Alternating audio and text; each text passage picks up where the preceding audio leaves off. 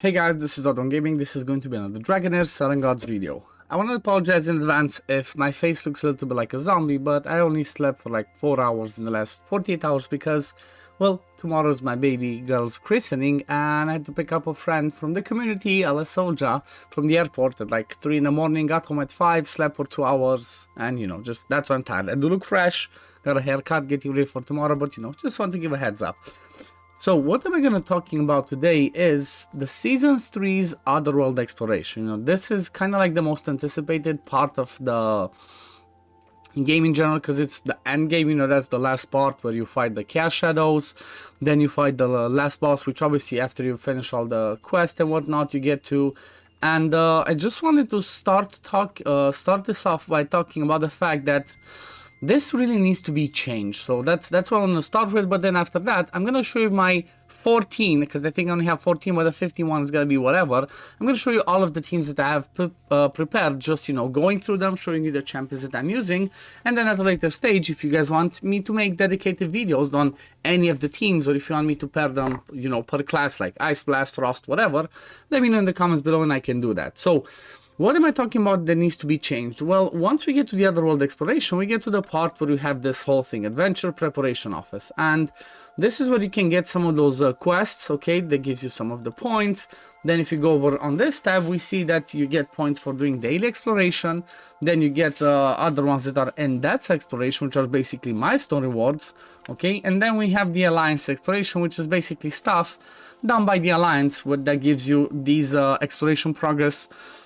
It's basically like XP, okay? And every time you do these, you keep advancing over here in the ranks and you keep getting currency that honestly, first thing I want to say, most of these ones become pretty much irrelevant, okay? Like, once you get to this point, I'm not sure you really need that much XP. Gear, okay, might be good.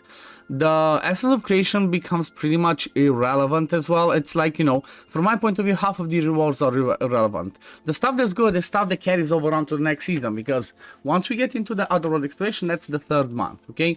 3rd month, well, you already have most of your teams built, you already have found most of the stuff, so you don't really care about this. Like, I don't care about stamina because it's gonna expire. I don't care about XP, essence of creation. Okay, the affinity solving, I guess, does help because you cannot max it by this point, so you're gonna max out everything else once you get to the last boss. The gear again can be good, but it's still, there's lots of this that could have been something different, some different rewards. That's the first thing that I believe needs to be changed. Now, secondly, and this is basically the elephant in the room, and the biggest problem is they have to change the points system for this one, okay? The daily quest point system and the, the domain point system. Because basically, if we have a look, if you have the high stage of the domain, you do 500 points, okay? If you do the maximum, the stage 5, you get 500 of these ones. Then again, if we go back to the daily quest stuff, you saw that we get around 100. Maybe sometimes you get an extra 100 from some other things. And then if you basically do one of each, you get 500 for the domain, 100 for the daily exploration. Then you add this up, so 500 plus the 1200 for doing it once, it's 1700. And then with the elemental domain, then 1200 plus 100, that's 1300, okay? And then you have the last one, which is basically, again, the elephant in the room, the one that everybody does.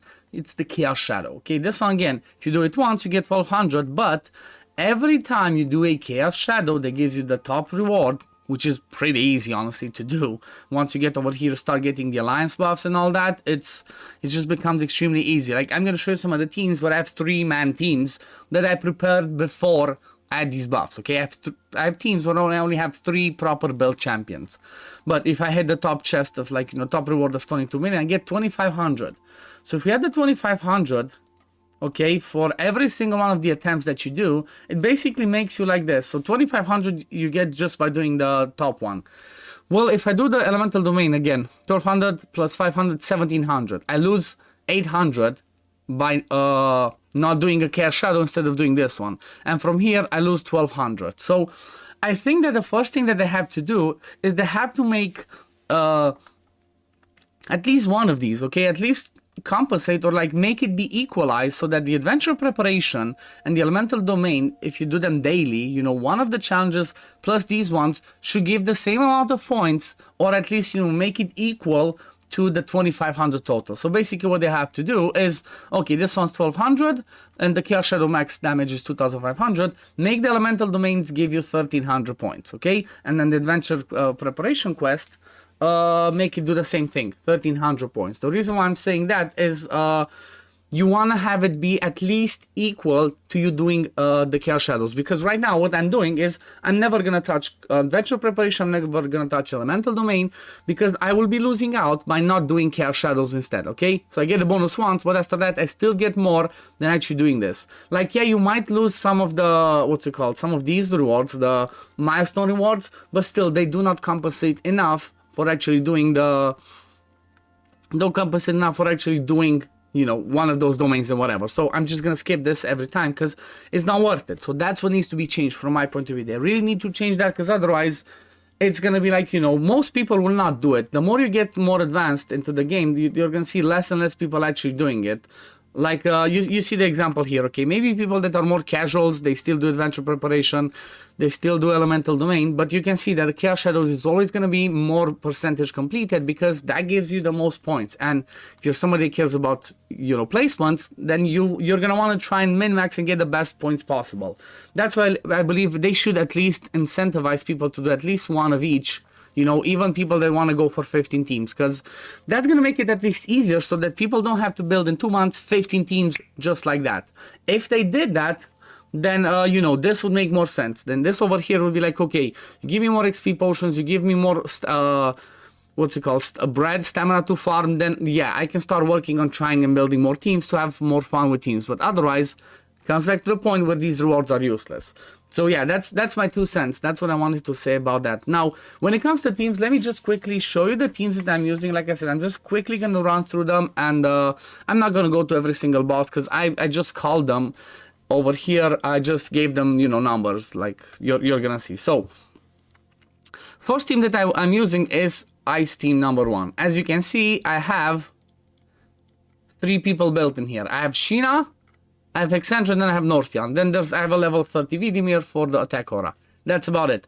So that's a 3-team number 1. Then the other team, this is basically more of a, it was a bit more complicated, but this one's a 4-team, because again, this one is just in there for the aura.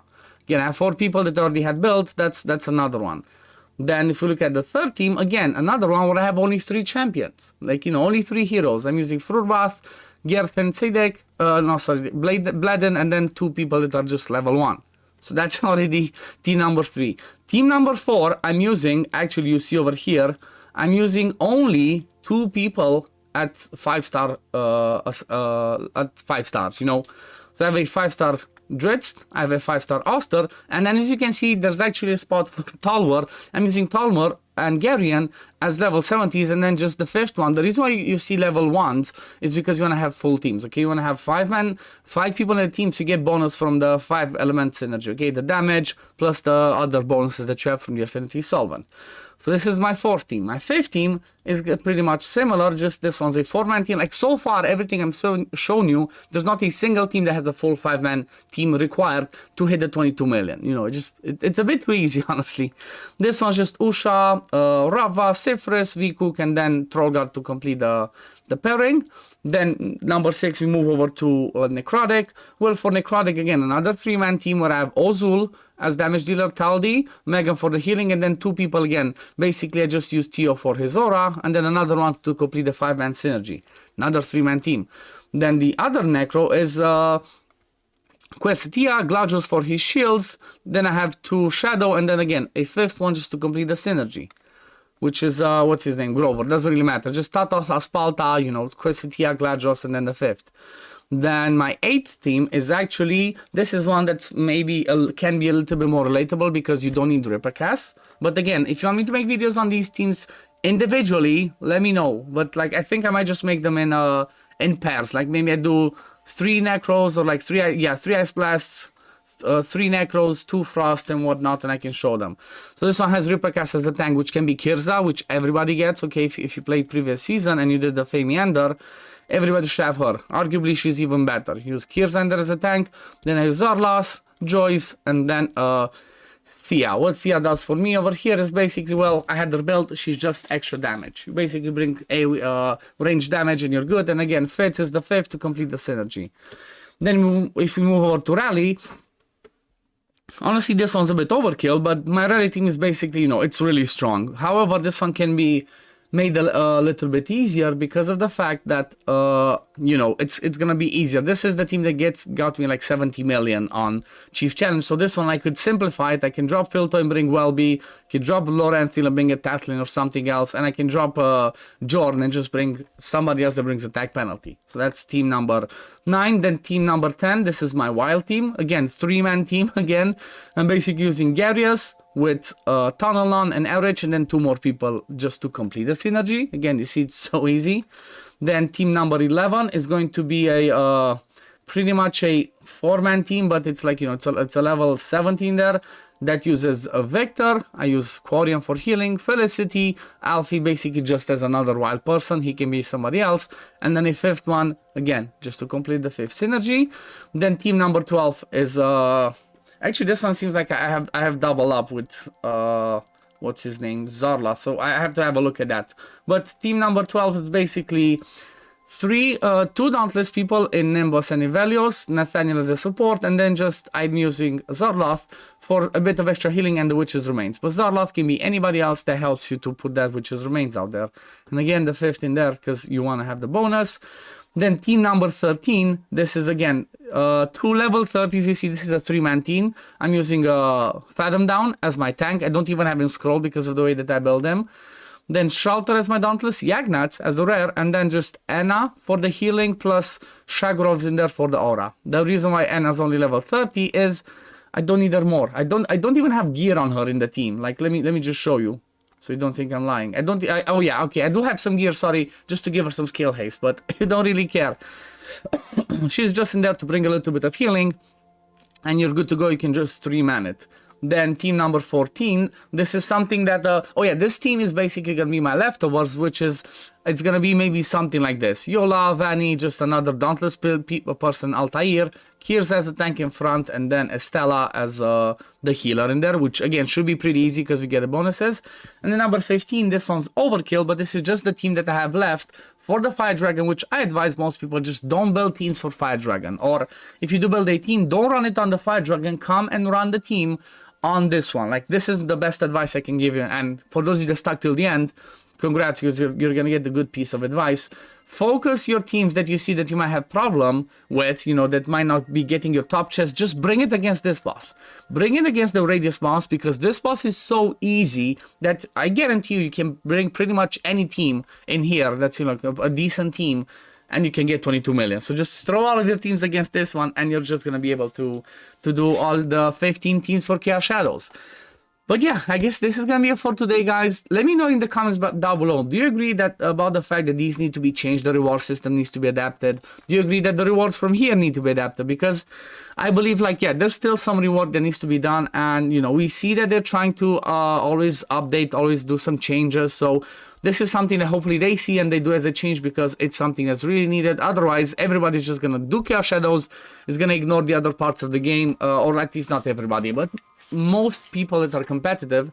And I don't know, maybe I'm wrong, maybe that's how it's supposed to be. Maybe people that are casuals will do, because if I look at the percentages, actually 7, 7, and 9, it's a pretty big percentage. It's more than I expected. I expected to see this at almost double, but I don't know, maybe I'm just seeing it from the endgame perspective. Let me know what you guys think, because I'm curious. But anyway, this is gonna be it for today, guys. Thank you all for watching. As always, if you do enjoy my content, don't forget to like this video, subscribe to the channel to see when I upload next, and I'm gonna see you on the next one. Peace, love, take care, everyone. Bye, guys.